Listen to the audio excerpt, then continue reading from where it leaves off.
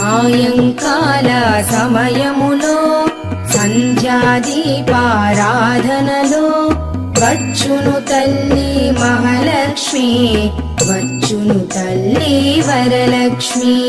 కాళ్లకు గజ్జెలు కట్టింది, మెడలో హారము వేసింది, పిలచిన వెంటనే పలికింది, అడిగినదంతా ఇచ్చింది. సాయంకాల సమయములో సంధ్యాదీపారాధనలో వచ్చును తల్లి మహాలక్ష్మి, వచ్చును తల్లి వరలక్ష్మి.